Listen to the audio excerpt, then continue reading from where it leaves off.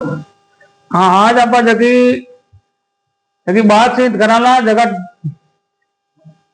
जगह जितेंद्र जी सारण चिकित्सक अधिकारी सामुदायिक स्वास्थ्य केंद्र हत्तुंडी। तो अणु आप बातचीत कराना जगी सरकारी योजना है जगी हॉस्पिटल में कहीं कहीं है कितनी बजे टाइम पीरियड है इस बारे में आप पूरी पूरी पूरी पूरी सारण बातचीत कराना। Ram Ram sir. Ram Ram sir. Ram Ram sir. आप सर साहब अगलो पहली रेवेला के जगो और जगो समुदाय स्वास्थ्य केंद्र हतुंडी है तो इस बारे में हॉस्पिटल जगो खुलने रो कितने बजे टाइम है बंद होने रो। जी सर, ये सामुदायिक स्वास्थ्य केंद्र हतुंडी अपने राजस्थान सरकार के ओपीडी समय के अनुसार सुबह 8 बजे से दोपहर के 2 बजे तक खुला रहता है। ये ओपीडी समय रहता है और फिर 2 बजे के बाद इमरजेंसी सेवा चालू रहती है, जो कि अगली सुबह दूसरे दिन की ओपीडी स्टार्ट होती है वापस 8 बजे, तब तक इमरजेंसी सेवा चालू रहती है। नहीं ओपीडी इमरजेंसी में आप जब इमरजेंसी में जगह में क्या क्या केस मान्या करो इमरजेंसी। हाँ, जब ओपीडी समय पूरा हो जाता है तब इमरजेंसी केस में हमारा एक स्टाफ यहाँ रहता है। इमरजेंसी केस में ये मानते हैं जैसे कोई एक्सीडेंट केस हो गया या किसी को सांप खा गया या कोई इलेक्ट्रिक बर्न का केस हो गया या कोई जलने का केस हो गया या फिर कोई बहुत ज्यादा तेज पेट दर्द हो गया या फिर बीपी शुगर का ऊपर नीचे ज्यादा हो जाना और या फिर हार्ट अटैक का केस हो गया, ये सारे केस इमरजेंसी केस में आते हैं। और दूसरी बात, अगर कोई पेशेंट चाहे इमरजेंसी केस हो या नहीं हो, किसी भी बीमारी के साथ अगर यहाँ आ जाता है तो उसको एक बार चिकित्सा सेवा का लाभ दिया जाता है। 24 घंटा ये सेवा उपलब्ध है। बिल्कुल बिल्कुल 24 घंटे सेवा उपलब्ध है। आप जब सीटी हतुंडी उप स्वास्थ्य केंद्र में जगह उप केंद्र है वह कुत्ता आप एंटर में कितना है। हाँ, सामुदायिक स्वास्थ्य केंद्र हतुंडी के अधीन टोटल 5 उप स्वास्थ्य केंद्र है, जिसमें एक उप स्वास्थ्य केंद्र है उमादेसर, दूसरा है नांदिया खुर्द, तीसरा है अपने बासनी तरड़ा, चौथा अपना डेरो की ढानी और 5वां अपना चिंदड़ी। तो इसमें जगह उप केंद्र में जगी जगी आम आदमी के वास्ते वहां भी सुविधा उपलब्ध है। बिल्कुल, उप स्वास्थ्य केंद्र पे हमारे जैसे हतुंडी के अधीन 2 है वो एसडब्ल्यूसी आते हैं, उमादेसर और नांदिया खुर्द। वहां पे एक सीएचओ और एक एएनएम और 2 आशा कार्यरत है और बाकी डेरो की ढानी, बासनी तरड़ा और चिंदड़ी में एक एएनएम कार्यरत है हमारी।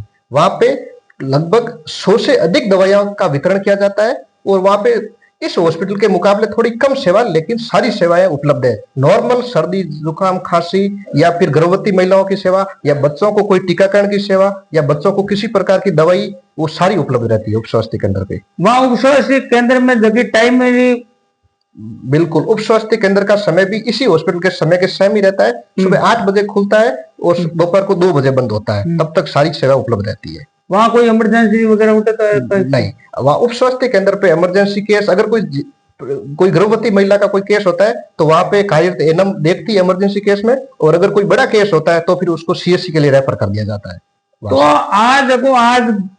आज बता रहा कि देश में तो कोरोना आ रही हो तो इस बारे में विशेषकर नाम आदमी कहीं बिल्कुल बिल्कुल अभी देश में अभी कल के डेटा देखे तो लगभग 4000 से ज्यादा कोरोना के एक्टिव केस अपने भारत सरकार में है और उसमें से लगभग 20-25 के करीब मृत्यु भी हुई है।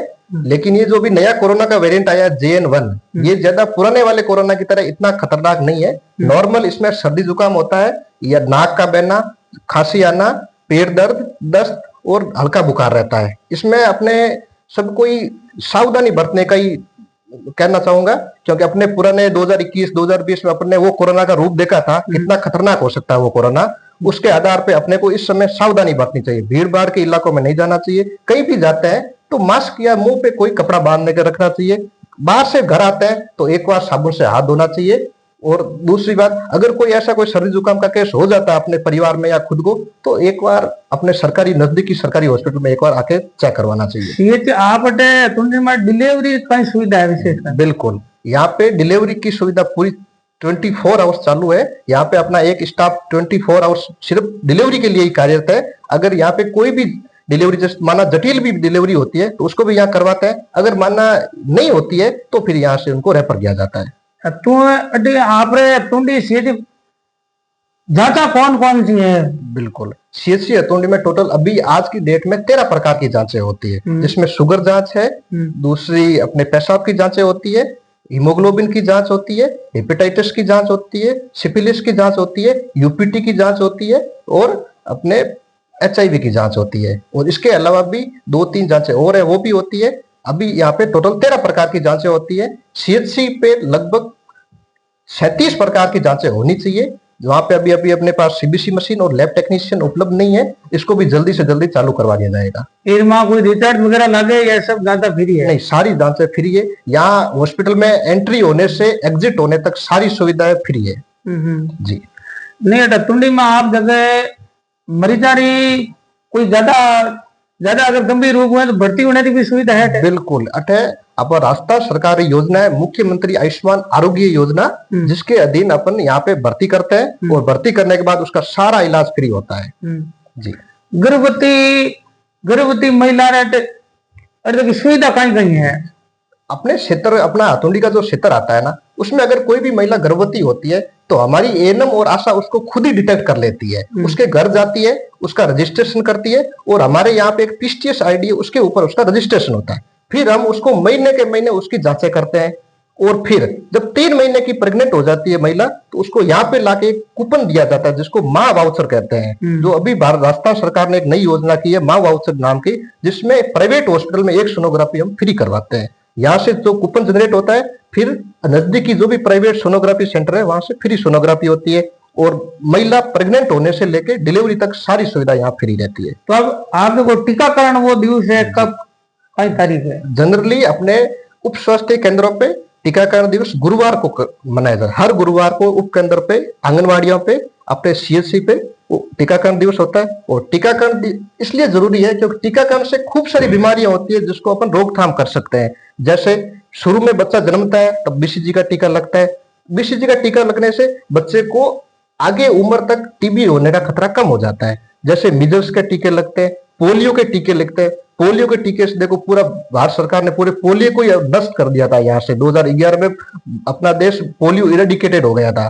उसी तरह कई सारी गंभीर बीमारियां जो जिनका निदान टीकाकरण से संभव है। आज रे युवा में जैसे हार्ट अटैक जैसी बहुत सारी बीमारियां तो विशेषकर कई सावधानियां रखनी चाहिए। बिल्कुल, पिछले 3-4 वर्षों से अपने युवाओं में जैसे हार्ट अटैक आ गया, साइलेंट हार्ट अटैक आ गया, या शुगर के मरीज आ गए, या अपने बड़े बुजुर्गों में या अपने जैसे कुछ अंधेड़ उम्र में कैंसर के खतरे बहुत ज्यादा हो गए हैं। इसको देखते हुए भारत सरकार ने एक एनपीएनसीडी नाम की योजना लागू की है, जिसके अधीन चिकित्सा विभाग का कर्मचारी उस क्षेत्र के गांव के 30 वर्ष की उम्र से जो ज्यादा वर्ष के लोग हैं उनकी प्रत्येक वर्ष स्क्रीनिंग किया जाती है। उसकी मतलब बीपी चेक करते हैं, शुगर चेक करते हैं और कैंसर के जो मतलब लक्षण होते हैं उसको डिटेक्ट करते हैं, ताकि इसको शुरुआती लक्षण में ही पकड़ ली जाए। अगर शुरुआती लक्षण में ये डायग्नोस हो जाते हैं तो इसका 100% इलाज संभव है। तो इरमा जगह चिकित्सक जगह विभाग है, इरमा कई कई योजना चलाई है चिकित्सा विभाग में। सर अपने सीएचसी हथुंडी में अगर देखें तो एक तो मुख्यमंत्री आयुष्मान आरोग्य योजना, जिसके अंदर पेशेंट को फ्री इलाज भर्ती किया जाता है। दूसरी मुख्यमंत्री निःशुल्क दवा योजना, जिसके अंदर अपने सीएचसी के अंदर टोटल 700 से ज्यादा प्रकार की दवाएं फ्री मिलती है और उप स्वास्थ्य केंद्रों पे 100 से ज्यादा प्रकार की दवाएं फ्री उपलब्ध रहती है। और फिर मुख्यमंत्री निःशुल्क जांच योजना, जिसके अंदर यहाँ पे समस्त प्रकार की जांचें फ्री होती है। इसके अलावा माँ वाउचर योजना, जिसके अंदर सोनोग्राफी कूपन फ्री मिलता है। इसके अलावा टीबी मुक्त भारत या टीबी एलिमिनेशन कंट्रोल प्रोग्राम है, जिसके अंदर टीबी के रोगों की पता लगाते हैं और उनका इलाज करते हैं। ऐसी खूब सारी योजनाएं चालू है। नहीं आप जगह बताइए, पर इरमा जगह सरकारी आप दवाइयां बारे लगभग है जगह हर प्रकार की दवाई टम है मिल रही है टेमो टेम। बिल्कुल, सारी दवाएं यहाँ पे मतलब दवाइयां का कोई समस्या है ही नहीं, स्टॉक फुल रहते हैं और 700 से भी ज्यादा प्रकार की दवाएं मिलती है। जो लगभग प्राइवेट सेक्टर में जो दवाएं देते हैं ना, वो सारी दवाएं अपने गवर्नमेंट हॉस्पिटल उपलब्ध है। तो इरमा एक जगह भी है जगह लोग है गाँव हर गली मोहल्ले में आजकल प्राइवेट भी हॉस्पिटल है, तो इरमा लोग होना कैसा दवाइयां गोलियां लिवीर वो आदमी खत्म हो गए। तो इरमा आप जगह आप इस बारे में कई कहना चाहो इलाज या सरकारी हॉस्पिटल में आप विशेष तौर गांव ढाणी में गांव बेटा जगह बताओ निर्मा। बिल्कुल, मारो कहना तो देखो सवाल यही है कि सरकारी हॉस्पिटल का इलाज होता है वो सबसे बेहतर इलाज होता है, क्योंकि यहाँ पे सबसे ट्रेंड स्टाफ होता है वो होता है, अच्छी मेडिकल कॉलेज से डॉक्टर आते हैं वो ट्रेंड होते हैं, अच्छे नर्सिंग स्टाफ होते हैं, हर प्रकार का स्टाफ ट्रेंड होता है। प्राइवेट में ठीक है अच्छे होते हैं लेकिन गवर्नमेंट का मुकाबला नहीं कर सकते। इसलिए मेरा तो यही कहना है कि सभी को एक बार सरकारी हॉस्पिटल में इलाज करवाना चाहिए, फ्री में इलाज मिलता है, अच्छा इलाज मिलता है, तो ये अच्छा है। नहीं इरमा आप और भी आप रे तरफ गांव डाणी में बैठा है जगह किसान भया ने विशेष तौर कई सावधानी रखनी पड़े जगह में जगह आदमी एकदम बिल्कुल है जो स्वस्थ रहे, बीमारी आवे भी नहीं, खान पान इन बारे में विशेष तौर पर। बिल्कुल, इसके बारे में मैं सभी ग्रामवासियों को यह कहना चाहूंगा कि इस विषय में सबसे पहले मैं ग्रामवासियों को यह कहना चाहूंगा कि पहले तो अपने खान पान पे ध्यान रखें। पहले पुराने जमाने में क्या होता था, अपना खान पान अलग था, इसकी वजह से बीमारियां भी कम होती थी। आजकल थोड़ा वेस्टर्न कल्चर आ गया, उसकी वजह से खान पान अलग हो गया। जैसे धान में भी अपन यूरिया डालते हैं, उसकी वजह से अपने जो पैदावार अलग हो गई, पैदावार अलग होने की वजह से अपना खान पान अलग हो गया, इससे बीमारियां भी बहुत ज्यादा बढ़ गई है। पहले तो अपना शुद्ध देसी प्रकार का ही खान पान रखें। दूसरी बात, अगर कोई ऐसी बीमारी होती है तो उसको शुरुआती लक्षण में पता करके सर्वप्रथम राज्य के हॉस्पिटल में आके जांच वगैरह करवाए ताकि पता लगा सके। दूसरी बात, अगर कोई भी समस्या अगर ऐसी उत्पन्न होती है तो एक बार सरकारी हॉस्पिटल के साथ साथ अपने उच्च हॉस्पिटल है, जिला हॉस्पिटल है, महात्मा गांधी हॉस्पिटल या मथुरा दास नात्री हॉस्पिटल, वहां पे चेक करवाए और इस प्रकार को बचाव कर सकते हैं अपन। यहाँ भी आप बताइए देखो प्राइवेट है जैसे बिलाज को दवाइयां गोलियां देते हैं, पर देखो ज्यादा मरीज है दबती टाइम पे ही कह रहे भाई अब मार्ग इलाज को सरकारी में लेन जाता है। बिल्कुल बिल्कुल, क्योंकि सर सरकारी के मायने सरकार, भारत सरकार या राजस्थान सरकार के द्वारा इतनी सारी टेक्नोलॉजी, इतनी सारी सुविधाएं, इतने सारे डॉक्टर, इतना बड़ा इंफ्रास्ट्रक्चर है जो सरकारी हॉस्पिटल में मिल सकता है, कोई प्राइवेट हॉस्पिटल नहीं मिल सकता। जब गंभीर बीमारी होती है तब आखिरी इलाज सरकारी हॉस्पिटल में ही होता है। जी, तो डॉक्टर साहब उप सहसदीय केंद्र हतुंडी श्री जितेंद्र सारण साहब ने जगह विस्तार जानकारी बताई हर पॉइंट में हूं जो आप अधिक से अधिक इन जगह सरकारी योजना में लाभ लो। एक आप आखिरी सवाल है जो गांव नकटे बैठो इरमा टोल फ्री नंबर का एक बार इरमा बता है। कोई भी समस्या है चिकित्सा विभाग की तरफ से तो 181 नंबर में संपर्क पोर्टल पे शिकायत करें। और अगर कोई जैसे उप स्वास्थ्य केंद्र की शिकायत है तो एक बार मेरे सीएचसी हेडक्वार्टर पे आके शिकायत करें। अगर कोई सीएचसी की शिकायत है तो एक बार बीसीएमओ कार्यालय बावड़ी वहां पे शिकायत कर सकते हैं, या सीएमएचओ कार्यालय जोधपुर में भी शिकायत कर सकते हैं, और या फिर टोल फ्री नंबर 181 उसमें। जी सर, चलो ठीक सर, धन्यवाद, आपने बहुत बहुत धन्यवाद है विस्तार में जानकारी दी और आप कीमती समय निकाले। धन्यवाद।